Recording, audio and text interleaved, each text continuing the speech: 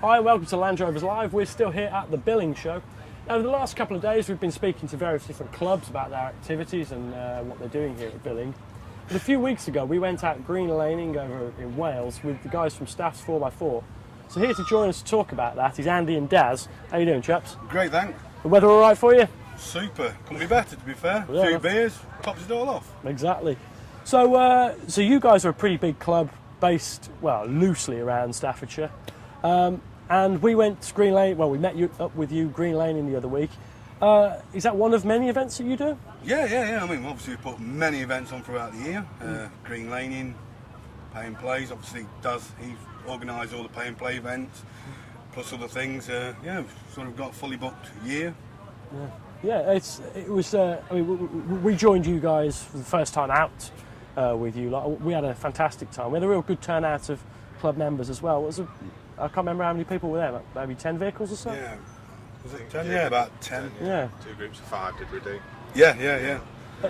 And we went all over North Wales and such. But what really struck me about the whole day was actually you guys turned up in some pretty badass Land Rovers and stuff. But we were careful the whole day and took care of the lanes and came across some of the issues that you kind of do with green laning nowadays, particularly in Derbyshire and North Wales. Closed lanes and stuff. I mean, when you're planning these green laning trips, how are you doing it? Why were we coming across closed lanes and such? Well, obviously we're doing the lanes. Obviously a lot of research. Obviously the memory map, Green Lane Association, trial-wise, CRAG. Obviously we're sort of doing a back work. A lot of the thing is on certain websites. It needs the input of members to give other members feedback. Are you with me? Yeah. If they're not putting it down, we're not getting the feedback back. So if someone goes on a lane and it's shut, they don't put it down that it is shut. It doesn't notify then anybody else. So obviously when ourselves turn up or any other club turns up and it's it's shut, it's really open, but it could be shut. You know what I mean? It all goes via their website. Yeah. So I mean, I know you guys are actively contributing to these websites to keep the trailways and stuff up to date. I mean, really, that needs all of us to be doing it, doesn't it? Whenever we're going out, making condition of the lanes and supporting glass and such to help us keep. They're as good as people keeping updated, aren't they? So. Yeah, absolutely. I mean, one of the things that we saw, we went across the famous Wayfarer, which is a bumpy old ride. But I guess we came across the typical problems that Glass and Crag are having to fight of people driving off piste and stuff. I mean, obviously, we didn't do any of that, but I mean, do you see much of that happening on your way around these days? We do. We don't. I mean, if we do, obviously we do our best to try and report it, or obviously at least go over and have a word, sort of thing. But there's some people out there that they're going to willy-nilly anyway. Yeah. Obviously we've got photographic evidence. If we can help it, we'll sort of go along and do it. Yeah. I mean, to be fair, we don't see much, do we? No. I don't suppose one of you chaps has got 10 mil spare We'll cut. All right, so that's sometimes the way it goes when we're live shows. We get interrupted, but at least we were here to save the day with a repairing a pram wheel. So anyway, we were talking about the green lanes and stuff. I mean, what things do you guys as a club do to try and ensure your lanes are open, or whilst you're out on other people's lanes? Because you kind of come from an area where there's a lot of problem with the council closing lanes and such at the moment. It's one of them things. You can sort of research your lanes and they seem to be open. Sometimes it's been known for us to go to a certain lane, it's been shut. It's sort of an overnight effort. It's been shut.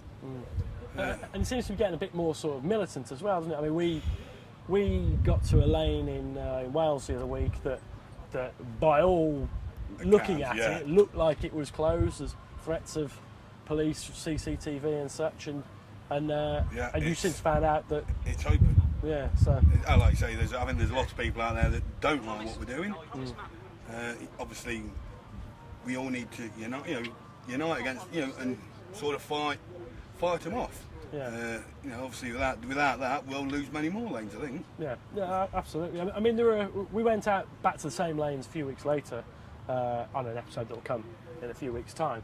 And actually we came across ramblers, cyclists, motorcyclists, and I've never seen anybody be so friendly. Everybody was really nice the whole way around. But that's not always the way it is, and I guess we can't make everybody happy. No. I mean, Derbyshire, Derbyshire's horrendous. They just walk in front of you really slow. They won't move. They just stop dead in front of you and walk, and there's nothing you can do about it. You can't get out aggressively and move them. You can't run them down, obviously. So it's just sit behind them. Yeah.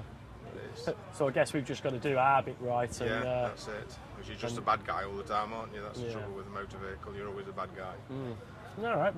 Well, moving on from that, we when we came laning, we got a great chance to see your vehicle, Daz, Glenda. Can you tell us a bit about the history of that? Because it's a lovely machine. Originally, it was on the Balmoral estate. It was the gamekeeper's car. It didn't look quite like this, though, did it? No.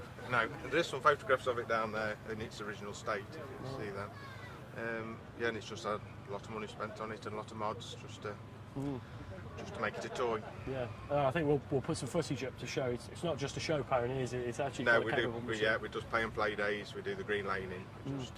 And you guys have just been in the main arena with the vehicles, right? Yeah, we've just done the flat dog twist off, which we try and do every time, don't we? Just entertain the crowds. Yeah, it's a club thing we try and do and see if we can beat our personal best by tweaking things and letting tyres down and doing little bits of adjustments. We see if we get up it any further every year. I mean, we know we're perhaps never ever going to be top dog here, but I think more to it's the taking part that counts.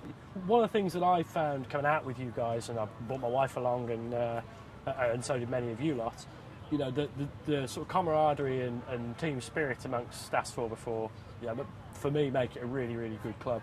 But if anybody else is interested in Staffs 4x4, you don't just cover Staffordshire, do you? In fact, you don't even live in Staffordshire, do you? Yeah. I mean, Daz, you live Derbyshire, don't you? Derbyshire, I'm near Matlock. Right. So where could we go to find out a bit more information about you guys? It's all on obviously www.staffs4x4.co.uk. Just go online. It's free. It's free. Everything's free. Just register, and basically everything's there. What we do, where we've been, where we're going, and that's basically it. All right, well, we're really looking forward to coming out with you guys again in the future, but thanks for popping in to see us. Well, thanks to the guys from Staffs 4x4, a really great group doing some really good stuff. And if you are here at Billing and get a chance to go and see their display, it's really quite impressive. Now, if you want a bit more information on safe green laning and responsible off-roading, you can visit the Glass website. We'll put the link on the screen here. And if you've got any questions you want to ask us or comments on the show so far, you can also get in touch with us on Facebook and Twitter, or Twitter. But for now, we're going to head back to the show.